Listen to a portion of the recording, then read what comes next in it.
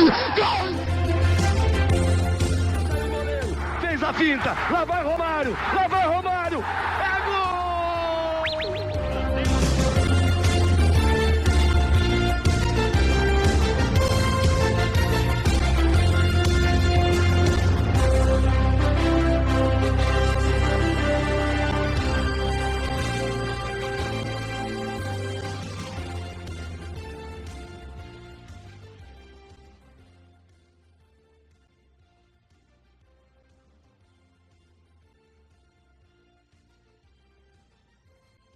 Olá, seja bem-vindo você, meu amigo, minha amiga, a mais uma edição do ConteCast, o podcast do Conte Verde. Eu sou Gabriel Salaf, estamos na nossa edição 216, o penúltimo preview, a penúltima prévia de um grupo da Copa do Mundo. Estamos chegando ao final, na quarta-feira, né, onde provavelmente você está escutando esse podcast dia 17, ou se você não está assistindo esse podcast, está sendo lançado justamente no dia 17.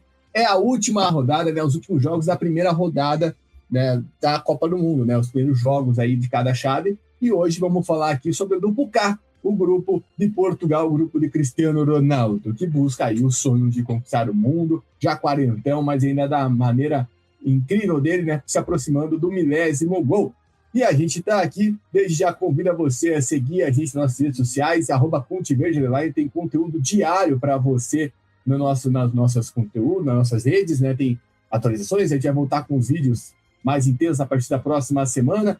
E a gente também convida você a se inscrever aqui no Spotify, no YouTube. A gente está fazendo o Central Conte da Copa, com a repercussão dos jogos, com as análises, com os resultados, enfim, muita coisa para você conferir com a gente. E se você gosta do nosso trabalho, acha que a gente pode te surpreender, merece a sua contribuição, apoia.se/ConteVerde, com pelo menos R$10 você ajuda a gente, claro. Se não puder, compartilha com os amigos, compartilha com todo mundo que está conferindo a Copa junto contigo, para que a gente chegue cada vez mais e mais pessoas. Então, sem mais delongas, aqui a proposta do nossos podcasts de análise de grupo é justamente ser rápido, né, e preciso. E a gente está aqui para falar sobre esse grupo K, que tem Portugal, Congo, Uzbequistão e Colômbia, começando com Portugal, né, cabeça de chave do grupo, principal seleção, apontada por muitos até como favorita para o título, né, Portugal que nunca foi campeã, só chegou até as semifinais, vive esse momento aí de apreensão para essa Copa do Mundo. E o João Rai, que é um conhecedor da terrinha, vai trazer informações dos gajos por aqui. Fala, João!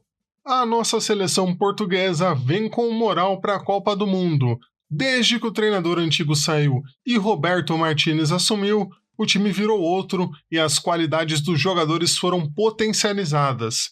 E nesse caminho para a Copa, Portugal teve uma eliminatória com momentos de tensão. Tirando a Armênia, Irlanda e Hungria estavam querendo também a sua vaga para a Copa. Os húngaros eram mais favoritos para brigar pela vaga com os lusos, mas não conseguiram ganhar da seleção de CR7. E a Irlanda buscou prejuízo na reta final, conseguiram ganhar da seleção portuguesa e da Hungria de maneira dramática.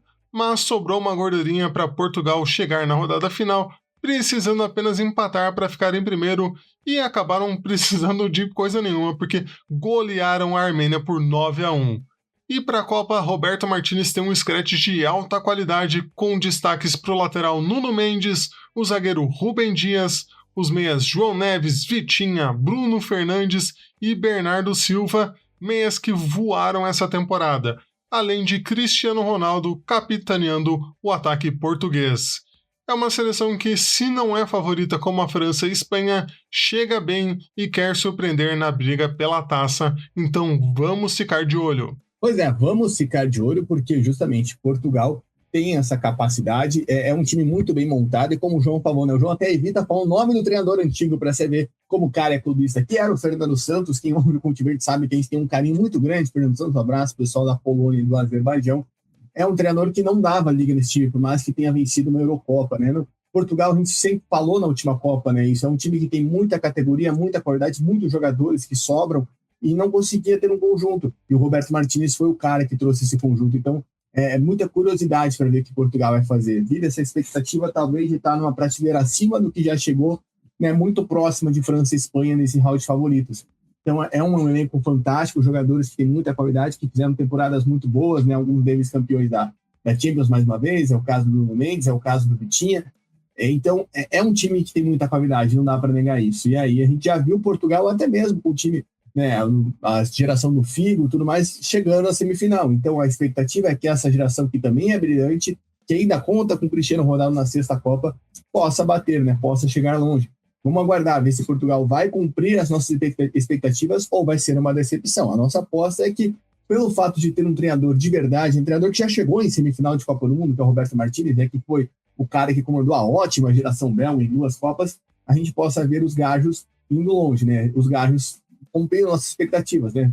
Tendo, não digo facilidade, mas coordenando, né, liderando a fase de grupos e aí no mata-mata se impondo mais. Vamos aguardar para ver, claro, todo mundo querendo ver essa sexta Copa do Cristiano Ronaldo, como que ele chega aí nos seus 41 anos, como que vai ser o CR7 neste Mundial.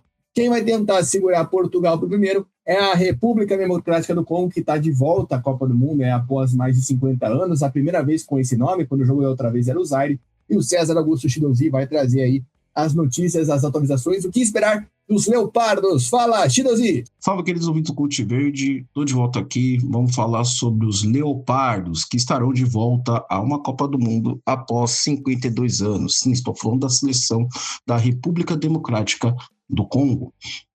Então, a República Democrática do Congo, que estará no mesmo grupo junto com Portugal, no grupo K, perdão, com Portugal, Colômbia e Uzbequistão. Então, vamos falar um pouco dessa seleção. Ela joga no 4-1-4-1, né? Marca em bloco baixo, busca explorar a bola longa para o contra-ataque. Tá? A seleção do Congo, ela tem uma característica interessante, que ela é muito forte defensivamente. Os pilares da defesa são basicamente o goleiro Mpassi, Wan-Bissaka, Mbemba, Tuanzebe e Masuaku, todos com experiência de Premier League, o que facilita, que mostra que a zaga, tem uma qualidade considerável. Vale lembrar que o Wan-Bissaka foi uma aquisição, entre aspas, da seleção congolesa, depois de anos buscando que o Wan-Bissaka pudesse jogar pela seleção, e optou por jogar pela seleção também. O Tuanzebe também, mesmo caso, já que ambos nasceram no exterior. O que vale falar, já que eu falei da defesa, esse é o principal ponto, né, da seleção congolesa, é uma solidez defensiva, né, e os jogadores possuem uma rodagem. Então são jogadores experientes, são jogadores que conhecem, já lidaram com pressão, já lidaram com ambientes tumultuados. Vou lembrar, o Bissaka jogou no Manchester United, está no West Ham, certo? Né? O Cédric Bakambu, atacante também conhecidíssimo, de 35 anos, é referência do ataque. Acho que o Congo-Kinshasa não tem outro jogador de ataque mais conhecido que ele, mesmo com seus 35 anos de idade, segue-se na referência de ataque na seleção. Vale também mencionar o Mbemba pela liderança que ele tem dentro da seleção, né? Então é o capitão, é o cara que joga pela seleção desde 2015, pelo menos, que acompanhou esse crescimento. Era uma questão de tempo para o Congo chegar a uma Copa do Mundo, certo? Então, vale lembrar, só que, referendando aqui, o Cédric Bakambu, ele tem 68 jogos pela seleção do Congo e tem 21 gols e 6 assistências, tá? Então, a cada 178 minutos, ele tem uma média de uma participação, tá? Então, assim, ele já não está no auge, mas mesmo assim é um atacante que ainda consegue fazer a diferença. Então, se você olhar os jogos do Congo, principalmente os jogos da Copa Africana de Nações, das eliminatórias para a Copa do Mundo, você vê que, por exemplo, contra o Camarões, 1-0, né, gol do Mbemba. Contra a Nigéria, decisão por pênaltis. E na Copa Africana de Nações foram eliminados com um gol no minuto 119, ou seja, seguraram muito a Argélia, né? E vale lembrar também que nessa campanha da CAN, eles só tomaram gol, basicamente, de Senegal e da Argélia. Então, assim, é uma seleção que sabe se defender muito bem. E num grupo K, com Portugal e Colômbia, são dois times, talvez dois dos times mais ofensivos, vamos dizer assim, né? Os que prometem entregar um futebol mais vistoso, dada a qualidade dos seus componentes. Da Colômbia nós podemos falar do James Rodrigues e do Luiz Dias, né? Portugal nós podemos falar do meio espetacular que Portugal tem, né? Com o Bruno Fernandes, Vitinha, João Neves, etc. Tal, Rubem o Ben Neves, etc., todos aqueles jogadores, um ataque um pouco mais limitado, entre aspas, um ataque que já não vem tão bem, mas assim, nós temos a presença do Cristiano Ronaldo, João Félix tem ido bem na Arábia Saudita, certo? Então são duas seleções que irão propor o jogo, e o Congo consegue jogar nessa condição. O grande problema, a grande questão vai ser como o Congo se comportará frente ao Uzbequistão. O Uzbequistão que tem sendo das seleções mais fracas, o Uzbequistão comandado pelo Fábio Cannavaro, e o Uzbequistão tendo menos qualidade no elenco que a da seleção do Congo. Então, como é que vai ser a seleção do Congo quando ela tiver que propor o jogo, dominar o jogo? Então, o grande problema dessa seleção é a construção com bola, essa transição do meio para da defesa, né? A defesa consegue se postar muito bem, né? Mas para o ataque. Então, assim, é importante ressaltar isso também, que também tem a grande esperança, né, do meio-campo. Acho que o meio-campo mais conhecido, meio-campista, na verdade, é o Nouad Sadiq, de 21 anos, que é o meio-campista do Sunderland, tá? Tem 19 jogos pela seleção, na Premier League passada fez 33 jogos, 53% de dribles ganhos, uma pressão no passe de 85%, desarmes de média de 1,4 por jogo, bolas recuperadas 3,5, passes decisivos 1,5 e toques na bola 47 por jogo. Então, assim, ele fez uma excelente temporada pelo Sunderland agora que estará na Europa graças à campanha, né? E tende a ser referência da seleção para os próximos anos. Então, ele também tem uma participação muito especial nessa seleção, né? Já que é marcado por uma solidez defensiva muito grande, mas talvez seja um dos principais nomes para fazer essa transição que ainda falta no meio de campo da seleção congolesa. Então, a expectativa para o Congo é que o Congo talvez precise terá um pouco de dificuldade para se classificar como uma das terceiras melhores colocadas, né? Já que terá 2 jogos duríssimos contra Portugal e Colômbia, e obrigatoriamente, acho que na minha visão, ela é franca favorita, acho que está uma certa obrigação até de ganhar do Uzbequistão com uma certa vantagem para poder fazer saldo e tentar se classificar como uma das melhores terceiras colocadas nessa fase de grupos. Vale lembrar também que a seleção não está no Congo, né, apesar por conta dessa epidemia de ebola que está rolando na República Democrática do Congo, e tem feito seus jogos amistosos com uma certa atenção. O último amistoso antes da Copa foi com portões fechados, então assim, há uma certa preocupação, mas aparentemente toda a seleção já está fora do país, então não haverá maiores problemas. Então, é isso, Gabriel, é isso que eles vão ver do Conte Verde, e até a próxima. É isso, Stuzi, é muito bom esclarecer, né, que até por conta dessa epidemia de ebola, o Congo fez até uma certa quarentena, foi todo um tratamento especial sanitário, né, antes da viagem, né, para os Estados Unidos. Então, teve toda essa atenção para que não houvesse problemas. Então, a gente vê o Congo chegando, né, com esse diferencial, acho interessante, né, é uma seleção que eu vejo o pessoal desprezando por não conhecer, e quem acompanha a Copa Africana de Nações, né, não precisa nem ver o ciclo todo, mas só ver as 2 últimas CANs, né, o Congo fez campanhas muito sólidas, muito boas, chegou na semifinal em 2023, né, Copa da Africana de Nações disputada em 2024, então é uma seleção que tem esse prognóstico, né, consegue fazer jogos muito bons defensivamente, uma seleção que é difícil de atacar, né, claro, teve, vamos dizer assim, a maior fragilidade do seu ciclo foi a derrota para Senegal num jogo onde podia encaminhar uma vaga direta para a Copa do Mundo, perdeu após estar vencendo por 2-0, aí teve que passar pelo drama da repescagem, enfim, tem essa questão aí que o Congo passou. Acho que os leopardos possam incomodar sim Portugal e Colômbia, por mais que haja uma disparidade muito grande entre essas 2 seleções. Acredito também que eu não consigo colocar como obrigação, porque na minha visão o Uzbequistão não fica tão atrás do Congo, né? Se a gente for ver no ranking da FIFA, são 2 seleções que estão muito próximas uma da outra, né? Então, eu acho que vai ser um confronto bem equilibrado esse entre Congo e Uzbequistão. Já falamos sobre o Uzbequistão, mas o Congo tem esses destaques individuais, né? Jogadores que estão na Premier League. Tem o Wissa também, que para mim é um baita no jogador. Enfim, a gente tem uma seleção bem coesa. Eu acho que o Sebastian Dinha, que é o treinador do Congo, ele consegue fazer um trabalho muito bom, né? Um trabalho de qualidade, e acho que o Congo tem tudo para ser uma seleção daquela que ninguém está esperando e fazer uma Copa do Mundo interessante, né? Então, acho que esse é o ponto que a gente talvez não esteja esperando, a gente talvez não esteja com tanta expectativa assim, né? De um trabalho muito forte do Congo, né, dessa seleção, não esteja esperando uma coisa muito forte do Leopardo, só para corrigir, o Sebastião Desabré, né, o Dinhe é do Haiti. Então a gente eu acho que o Congo pode ser uma surpresa, uma grata surpresa para quem não está esperando, justamente por aquilo que já mostrou anteriormente. E o Uzbequistão também pode ser essa surpresa, viu? Eu acho que tem muita gente que despreza o Uzbequistão, acho que vê o Uzbequistão, né, só como uma seleção que tem o Cannavaro, que chegou,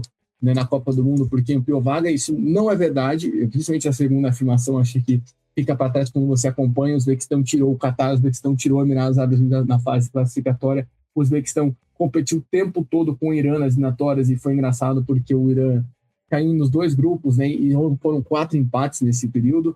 É uma seleção que tem uma...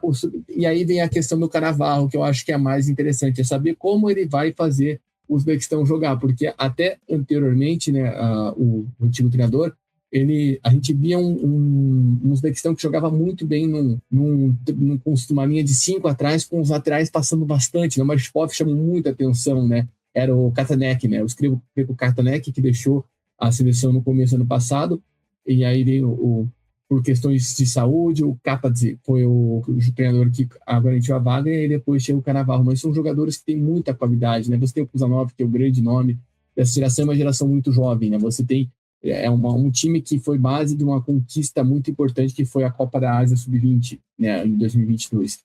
Ali já abriu os caminhos para o Uzbequistão se projetar. Eu acho que isso é interessante, né? Ver como que o Uzbequistão vai jogar, vai se comportar num torneio como esse. Mas, por exemplo, na última Copa da Ásia, foi uma seleção que mostrou muito potencial, né? A gente gostou bastante de acompanhar a seleção do Uzbequistão, né? Que bateu de frente, chegou até as quartas final, bateu de frente com o Catar, né? Foi uma seleção... Agora eu estou vendo que o Masharipov foi cortado por lesão, né? Um detalhe importante da seleção do Uzbequistão, que confesso que foi pela surpresa, que era um dos jogadores que tem muito destaque, um jogador que aparece muito no ataque, e infelizmente ficou de fora. Então, né, fica de fora o Masharipov da Copa do Mundo. Foi cortado, inclusive, agora há pouco, foi cortado no dia que a gente está gravando esse podcast, né? Infelizmente aí, é uma notícia ruim para o Uzbequistão, né? Então o Masharipov, que era um dos jogadores principais, né? Um cara que é pela esquerda, se vocês tivessem a oportunidade, se vocês quiserem ver, vejam um lance, a gente tem até vídeo do Masharipov nas nossas redes sociais, é um cara que chamava muito a atenção. Eu acho que o Uzbequistão, assim como o Congo, pode dar trabalho, né? Um time que defensivamente fez boas partidas, né? Chamou a atenção nas eliminatórias da Ásia, chamou a atenção na Copa da Ásia. Com o Cannavaro ganhou seus primeiros títulos, por mais que fossem competições amistosas, a Copa do Centro-Asiático, na qual venceu o Irã. Eu acho que tem o Shomurodov, que é um cara de experiência no ataque, tem o Paislaev, que está jogando no banco, mas é um cara que eu acho que tem muito potencial. Guardem esse nome, já fiz um vídeo nas redes sociais do Contiverde sobre isso. Então, acho que o Uzbequistão não é... tanto como quanto o Uzbequistão não são essa baba toda. Eu acho que tem que ficar de olho, e claro, eu prevejo que o jogo deles vai ser muito folgado, porque são duas seleções que podem ou não ter roubado pontos de Portugal e Colômbia, podem ou não chegar com chance de classificação, e às vezes podem ter abraçados. Mas eu acho que vai ser bem interessante. Para fechar o grupo, vamos falar da Colômbia, e quem chega para falar sobre Colômbia por aqui é Arthur Henrique. O que dá para esperar do Néstor Lorenzo nessa Copa do Mundo, Arthur? A Colômbia chega na Copa do Mundo com totais condições de ser líder do grupo e até um pouquinho mais longe do que se espera, tá? Num grupo com Portugal, República Democrática do Congo e Uzbequistão, a Colômbia tem chances de passar com tranquilidade, dependendo do primeiro jogo, que já vai ser contra os Gajos. Aí a gente tem uma grande perspectiva aí pro time da Colômbia. Por quê? O Luiz Dias fez talvez aí a grande temporada da sua vida, e eu acho, tá? Minha opinião, é o atacante sul-americano que chega em melhor fase para a Copa do Mundo. Até posso dizer que em melhor fase do que o Julián Álvares, mas aí é uma opinião polêmica minha. E ao mesmo tempo, a seleção da Colômbia tem vários jogadores que são muito conhecidos aqui do futebol brasileiro, né? Como Mina, Richard Rios, o John Arias, o Carrascal e o Andrés Gomes do Vasco.